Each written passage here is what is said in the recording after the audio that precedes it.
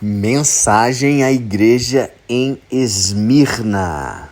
Estamos no dia 817 do projeto Bíblia para Iniciantes e vamos continuando aqui as mensagens de Jesus lá de Apocalipse, que usou João, que estava ali na ilha de Patmos, como instrumento para receber essas mensagens poderosíssimas para mim e para você que fazemos parte da igreja. Amém?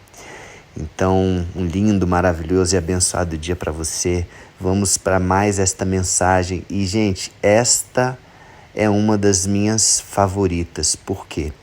A igreja em Esmirna, ela não tem nenhuma repreensão a ela. É uma igreja que estava fazendo tudo certo. Uma igreja que estava agradando a Deus. É uma igreja que extraía um sorriso nos lábios de Deus. Olha o que diz Jesus a essa igreja. Ao anjo da igreja em Esmirna, escreva o seguinte: esta é a mensagem daquele que é o primeiro e o último, que morreu e tornou a viver. Eu sei o que vocês estão sofrendo. Sei que são pobres, mas de fato são ricos. Sei como aqueles que afirmam que são judeus, mas não são, falam mal de vocês. Eles são um grupo que pertence a Satanás. Não tenham medo do que vocês vão sofrer. Escutem, o diabo vai pôr na prisão alguns de vocês para que sejam provados e sofram durante 10 dias. Sejam fiéis, mesmo que tenham de morrer. E como prêmio da vitória, eu lhes darei a vida. Portanto, se vocês têm ouvido para ouvir, então ouçam o que o Espírito de Deus diz às igrejas. Aqueles que conseguirem a vitória não sofrerão o castigo da segunda morte. Uau! Olha aí, 4 versículos apenas, porém 4 versículos maravilhosos. Olha o que a gente pode extrair dessa mensagem. Primeiro, aquilo que eu falei no começo, Deus não tem nenhuma repreensão, eles estão fazendo tudo certo. É uma igreja irrepreensível, como alguns estudiosos gostam de falar. Tanto esta igreja em Esmirna quanto a Filadélfia, no capítulo seguinte, capítulo 3, são igrejas irrepreensíveis. Ela vai sofrer, e ela está sofrendo e vai continuar sofrendo. Só que Jesus fala para não ter medo, não tenham medo, continuem. Fala aqui, eu sei o que vocês estão sofrendo, sei que vocês são pobres, mas de fato são ricos. As pessoas de fora, provavelmente, que olhavam para essa igreja, achavam que era uma igreja pobre, ou uma igreja de pessoas pobres, pessoas humildes. Vamos pegar aqui nos dias de hoje aquela Assembleiazinha de Deus, onde aquelas pessoas mais humildes estão indo para aquele lugar e tal. Só que são pessoas que estão agradando a Deus, são pessoas ricas. De fato, são pessoas ricas, porque Deus é presente na vida delas. Elas têm a prosperidade verdadeira. E ele continua falando, sei como aqueles que afirmam que são judeus, mas não são, falam mal de vocês. Eles são um grupo que pertence a Satanás. Se trouxermos para os dias de hoje, essas pessoas que falavam que eram judeus, mas não são, são aquelas pessoas que dizem que fazem parte da igreja. Pessoas, eu sou crente, eu sou evangélico, eu sou isso, eu sou... Mas não são, na verdade não são, na verdade estão ali sendo hipócritas, como Jesus condenou aqueles fariseus, saduceus. Não são, só estão ali para falar mal, para julgar, para falar mal da igreja que está fazendo a parte certa. Mas eles são um grupo que pertence a Satanás. Olha o que ele fala, não tenham medo do que vocês vão sofrer. Eles já estão sofrendo. Jesus fala lá, eu sei o que vocês estão sofrendo. E ele continua falando, não tenham medo do que vocês vão sofrer. Porque o que vocês vão sofrer é mais do que vocês já estão sofrendo. Mas, gente, Jesus fala: no mundo tereis aflições, tem de bom ânimo, eu venci o mundo. Quem sofreu mais que Jesus? Ele foi humilhado, açoitado, ferido,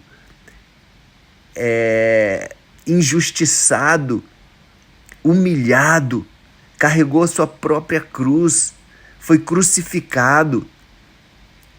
Mas ele fala, nós vamos sofrer, faz parte da vida. Olha o próprio Jó, né? O próprio José do Egito, Davi, tantas pessoas. Estar com Deus não quer dizer que não vai ter sofrimento, vai ter sim. Só que fala que não tenha medo que vocês vão sofrer, não tenha medo o que vocês vão sofrer. Escutem, o diabo, olha aí, o diabo vai pôr na prisão alguns de vocês.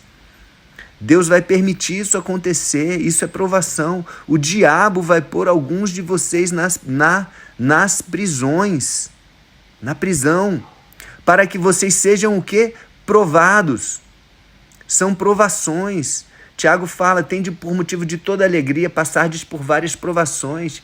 Se você não está passando por provação, é algum problema, está acontecendo, tem alguma coisa errada, porque as provações são inerentes da vida cristã. E ele fala, e vocês vão sofrer para que vocês sejam provados e sofram durante 10 dias. O sofrimento talvez muito intenso, talvez uma tortura durante 10 dias, simboliza esses 10 dias, está simbolizando aqui um tempo curto, mas sejam fiéis, ele continua. Sejam fiéis, continuem fiéis, mesmo que tenham de morrer. Mesmo que tenham de morrer. Não tenham medo da morte. O próprio Paulo fala em algumas cartas que a morte para ele era lucro, considerado lucro. Nós, como cristãos, não temos que temer a morte, porque a morte é lucro para nós.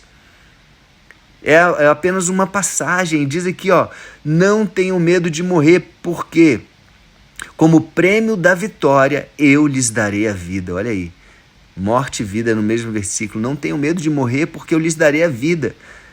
E para encerrar, portanto, se vocês têm ouvidos para ouvir, então ouçam o que o Espírito de Deus diz às igrejas. É o Espírito que está dizendo. É Jesus, é o Espírito Santo, é Deus. Olha o que o Espírito de Deus diz à igreja. Aqueles que conseguirem a vitória não sofrerão o castigo da segunda morte. Uau, você já ouviu falar nesse termo, segunda morte? Talvez ainda não. Algumas pessoas que eu tenho conversado nunca ouviram falar, nunca ouviram uma pregação sobre isso. O que é a segunda morte? A segunda morte, na verdade, a primeira vez que aparece na Bíblia é agora. Mas depois vai aparecer novamente, lá no capítulo 20, 2 vezes, e depois no capítulo 21 de Apocalipse, mais uma vez, falando que a segunda morte é o lago de fogo e enxofre, onde serão lançados ali as pessoas que não tiverem os seus nomes escritos no livro da vida. Ou seja, é o castigo eterno. Você pode passar pela primeira morte. A primeira morte é física, mas a segunda morte ela é espiritual. É a separação eterna do Deus Pai. Amém? Que está reservado para o diabo, o anticristo, todas as pessoas, os mentirosos, os assassinos. Tem lá um versículo que fala sobre isso. Aqueles que rejeitaram a Deus. Tá? Então, essa igreja, ela vai passar por provação? Vai. Já está passando? Já. Já está sofrendo? Já. Vai sofrer mais? Vai. Gente, eu creio que está falando de um tempo onde, sim, todos os tempos a igreja vai passar por sofrimentos, mas eu creio que está falando aqui também sobre a grande tribulação. É uma interpretação minha, que na grande tribulação esse sofrimento ele vai ser intensificado ainda mais. As pessoas vão sofrer ainda mais. Talvez, Apocalipse, um livro que fala do presente, mas fala também do futuro, de um tempo que há de vir, fala desse tempo, dessa grande tribulação. Mas não devemos ter medo. A mensagem principal aqui, pessoal, é: não tenham medo do sofrimento que vamos passar. Amém? Independente, Deus vai nos salvar. Ele não vai deixar que passemos pela segunda morte e vai nos dar a vida eterna como prêmio. Vale a pena. Amém? E com Jesus, com o Espírito Santo, a gente consegue passar. A gente consegue passar por esse sofrimento, a gente consegue ser aprovado nesta grande provação. Amém? Então é isso, vamos orar. Pai amado, muito obrigado, Pai. Muito obrigado por esta mensagem, obrigado por ser um Deus que nos protege, um Deus que nos dá a vitória, um Deus que nos dá a vida eterna e nos capacita para esse tempo. Obrigado, Espírito Santo, por ser aquele que nos capacita, aquele que nos consola, aquele que vive dentro de nós e aquele que vai fazer com que nós possamos suportar tamanho sofrimento. Obrigado, Pai, pelo teu amor de preparar um lugar maravilhoso para que passemos a eternidade juntos. Pai, e obrigado por nos livrar deste lugar de terror que é o lago de fogo e enxofre. Obrigado por estar sempre nos lembrando para que não temamos, que não devemos temer, porque o Senhor está conosco todos os dias para os séculos dos séculos. Obrigado, Jesus. Te aceitamos como Senhor e Salvador das nossas vidas. Amém? Então é isso, pessoal. Um beijo no coração e até o próximo dia do projeto com a mensagem à igreja em Pérgamo.